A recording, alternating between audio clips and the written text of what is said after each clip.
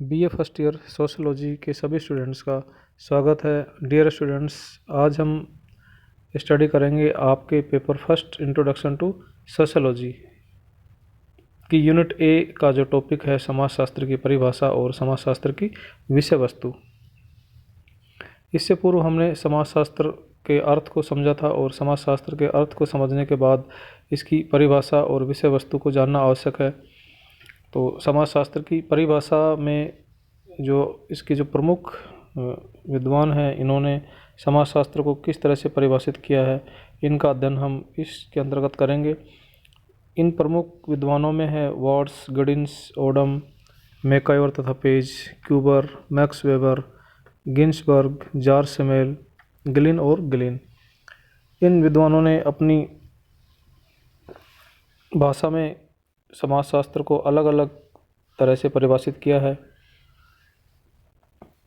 Ward के अनुसार समाजशास्त्र समाज का विज्ञान है। वार्ड ने समाजशास्त्र को सिर्फ समाज का विज्ञान कहकर संबोधित किया है। गिडिन्स के अनुसार समाजशास्त्र समाज का वैज्ञानिक अध्ययन है, अर्थात गिडिन्स समाज के वैज्ञानिक अध्ययन की बात समाजशास्त्र की परिभाषा में करते हैं। ओडम के अनुसार समाजशास्त्र वह विज्ञान है जो समाज का अध्ययन करता है, अर्थात ओडम ने सीधा ही अपनी परिभाषा में समाज के अध्ययन करने वाले विज्ञान को समाजशास्त्र कहा है। समाज वह विज्ञान है जो समाज का अध्ययन करता है। मैकाइवर तथा पेज के अनुसार समाजशास्त्र सामाजिक संबंधों के विषय में है। संबंधों के इसी जाल को हम समाज कहते हैं। मैकाइवर तथा पेज समाज शास्त्र को सामाजिक संबंधों के जाल के रूप में परिभाषित करते हैं कि समाजशास्त्र सामाजिक संबंधों के विषय में है, अर्थात समाजशास्त्र में सामाजिक संबंध पाए जाते हैं और इन सामाजिक संबंधों का जो जाल है, इसी जाल को ही हम समाज कहते हैं। तो समाजशास्त्र सामाजिक संबंधों के विषय में है, संबंधों के इसी जाल को हम समाज कहते हैं। मैकाइवर पेज ने इस तरह से समाजशास्त्र को परिभाषित किया। क्यूबर के अनुसार समाजशास्त्र को मानव संबंधों के वैज्ञानिक ज्ञान की शाखा के रूप में परिभाषित किया जा सकता है। क्यूबर मानव संबंधों के वैज्ञानिक ज्ञान की शाखा के रूप में समाजशास्त्र को परिभाषित करते हैं। मैक्स वेबर के अनुसार समाजशास्त्र प्रधानतः सामाजिक संबंधों तथा कृत्यों का अध्ययन है। मैक्स वेबर समाजशास्त्र की परिभाषा में सामाजिक संबंधों और सामाजिक कृत्यों का अध्ययन समाजशास्त्र की परिभाषा में सम्मिलित करते हैं, अर्थात समाजशास्त्र सामाजिक संबंधों तथा कृत्यों का अध्ययन है। इसी रूप में मैक्स वेबर ने समाजशास्त्र को परिभाषित किया है। गिडिन्स के अनुसार गिडिन्स ने कहा कि समाजशास्त्र समाज का वैज्ञानिक अध्ययन है, और गिन्सबर्ग ने कहा कि समाजशास्त्र मानवीय अंतःक्रियाओं और अंतर संबंधों, उनकी दशाओं और परिणामों का अध्ययन है। गिन्सबर्ग ने मानवीय अंतःक्रियाओं और अंतर संबंधों और उनकी दशाओं और परिणामों का अध्ययन समाजशास्त्र की परिभाषाओं में सम्मिलित किया है, अर्थात गिन्सबर्ग के अनुसार समाजशास्त्र की परिभाषा समाजशास्त्र मानवीय अंतःक्रियाओं और अंतर संबंधों, उनकी दशाओं और परिणामों का अध्ययन है। जॉर्ज सिमेल के अनुसार समाजशास्त्र मानवीय अंतर संबंधों के स्वरूपों का विज्ञान है। मानवीय अंतर संबंधों के स्वरूपों का विज्ञान समाजशास्त्र है। ये परिभाषा दी है जॉर्ज सिमेल ने।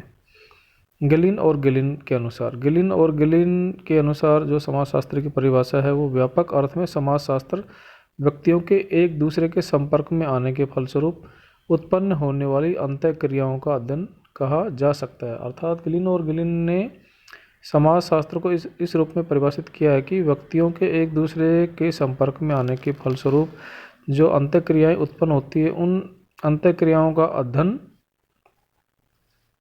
ही समाजशास्त्र के अंतर्गत किया जाता है।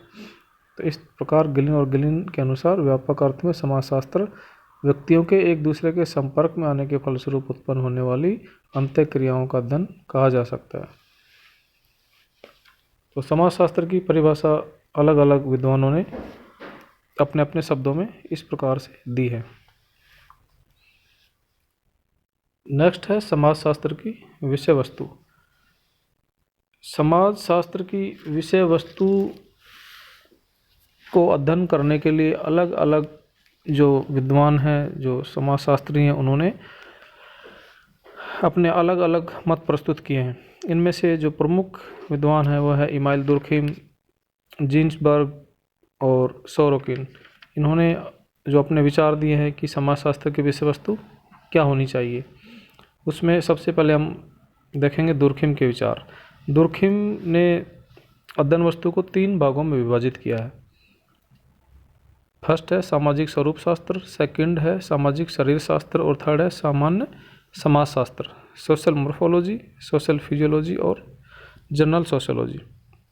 इस प्रकार से इन 3 रूपों में इमाइल दुर्खिम ने अपने विचार समाजशास्त्र की विषय वस्तु के बारे में दिए हैं। सामाजिक स्वरूप शास्त्र, इस शास्त्र के अंतर्गत मनुष्यों के जीवन के भौगोलिक आधार और सामाजिक संगठन के प्रकारों का अध्ययन किया जाता है। एग्जाम्पल के रूप में इसमें जनसंख्या का घनत्व, संख्या और स्थानीय वितरण का अध्ययन किया जाता है। सामाजिक शरीर शास्त्र, सोशल फिजियोलॉजी, इन भागों को अनेक उप विभागों में भी बांटा गया है, जैसे भाषा का समाजशास्त्र, सोशियोलॉजी ऑफ लैंग्वेज, धर्म का समाजशास्त्र, सोशियोलॉजी ऑफ रिलीजन, परिवार का समाजशास्त्र, सोशियोलॉजी ऑफ फैमिली और कानून का समाजशास्त्र। तो इस तरह से स्पष्ट है कि इस विभाग के अंतर्गत कानून, भाषा, धर्म, परिवार आदि का समाजशास्त्रीय दृष्टिकोण से अध्ययन किया जाता है। नेक्स्ट दुर्खिम के विचार में शामिल है सामान्य समाजशास्त्र, जनरल सोशियोलॉजी। दुर्खिम इस भाग को समाजशास्त्र का दार्शनिक अंग मानते हैं। वास्तव में इस भाग के अंतर्गत सामाजिक जीवन को निरंतरता और स्थिरता देने वाले सामाजिक नियमों का अध्ययन होता है।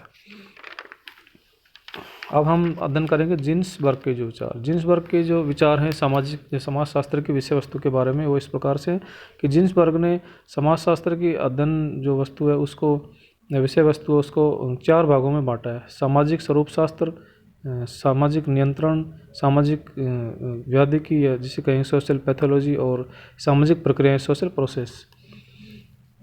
इसमें फर्स्ट हम लेंगे सामाजिक स्वरूप शास्त्र। सामाजिक स्वरूप शास्त्र, जैसे दुर्खिम की तरह ही जिन्सबर्ग ने सामाजिक स्वरूप शास्त्र को समाजशास्त्र की अध्ययन वस्तु में सम्मिलित किया है। तो वास्तव में इस विभाग में सामाजिक संरचना का निर्माण करने वाले जो प्रमुख सामाजिक समूह और संस्थाओं का विश्लेषण और अध्ययन किया जाता है। इसके बाद है सामाजिक नियंत्रण। समाज के सदस्यों के सामाजिक व्यवहारों को नियंत्रित एवं व्यवस्थित रखने वाले कुछ विषयों का इस विभाग के अंतर्गत अध्ययन किया जाता है। और समाज के सदस्यों के व्यवहारों को नियंत्रित और व्यवस्थित करने वाले विषयों में जैसे धर्म, कानून, प्रथा, परंपरा, जनरीति, रूढ़ियाँ आदि ये प्रमुख रूप से हैं। नेक्स्ट है सामाजिक व्याधिकी, सोशल पैथोलॉजी। इसे दूसरी भाषा में समाज की विघटनात्मक परिस्थितियों का अध्ययन भी कहा जा सकता है। और जिन्सबर्ग के विचार में समाजशास्त्र का कार्य सामाजिक संगठन को भंग करने वाले कारकों का भी अध्ययन करना होता है। इसके अंतर्गत जैसे गरीबी है, बेकारी है, बाल अपराध, व्यक्तिगत विघटन आदि का अध्ययन इसमें सम्मिलित किया जाता है। सामाजिक प्रक्रियाएं, जिन्सबर्ग के मत में इसके अंतर्गत व्यक्तियों और समूह के मध्य होने वाली जो विभिन्न प्रकार की अंतःक्रियाएं हैं, उन अंतःक्रियाओं को शामिल किया जाता है। सहयोग, जैसे सहयोग, संघर्ष, समायोजन, सात्मीकरण आदि ये सामाजिक प्रक्रियाएं इसके अंतर्गत हैं। नेक्स्ट है सोरोकिन के विचार। सोरोकिन के जो समाजशास्त्र की विषय वस्तु के बारे में विचार हैं वो इस प्रकार है कि अनेक प्रकार की जो सामाजिक घटनाओं के पारस्परिक संबंध और सहसंबंधों का अध्ययन, इनकी बात करते हैं सोरोकिन। जैसे फॉर एग्जांपल धार्मिक और आर्थिक, पारिवारिक और आचार संबंधी और आर्थिक और कानूनी घटनाओं के संबंधों का अध्ययन समाजशास्त्र के अंतर्गत किया जाता है। सामाजिक और गैर सामाजिक घटनाओं के पारस्परिक संबंधों और उनके सहसंबंधों का अध्ययन किया जाता है। उदाहरण के रूप में जैसे बायोलॉजिकल और ये जो ज्योग्राफिकल जो घटनाएं होती हैं, इनका सामाजिक जीवन से संबंध का अध्ययन किया जाता है। समाज में सामान्य रूप से पाई जाने वाली समस्त सामाजिक घटनाओं की सामान्य विशेषताओं का अध्ययन भी इसके अंतर्गत किया जाता है। तो इस प्रकार से हम स्पष्ट रूप से कह सकते हैं कि सोरोकिन ने समाजशास्त्र को एक सामान्य विज्ञान मानते हुए समाजशास्त्र की अध्ययन वस्तु की एक विवेचना अपने शब्दों में की है। और इतना ही नहीं, इन्होंने ये भी कहा कि समाजशास्त्र समस्त प्रकार के सामाजिक घटनाओं की सामान्य विशेषताओं और उनके पारस्परिक संबंधों और सहसंबंधों का विज्ञान रहा है और रहेगा। और फिर समाजशास्त्र का अस्तित्व मिट जाएगा। या तो इन्होंने जिन्सबर्ग ने कहा कि या तो समाजशास्त्र के समाजशास्त्र का अस्तित्व मिट जाएगा, या फिर इनके जो पारस्परिक संबंध और सहसंबंधों का जो विज्ञान इन्होंने इसको बताया, यह रहेगा या फिर इसका अस्तित्व मिट जाएगा। तो इस प्रकार से ये जो उपरोक्त विद्वान हैं, इनमें से इनके अतिरिक्त भी जार सिमेल और र्यूटर हार्ट, इन्होंने भी समाजशास्त्र की विषय वस्तु को अपने शब्दों में परिभाषित किया है।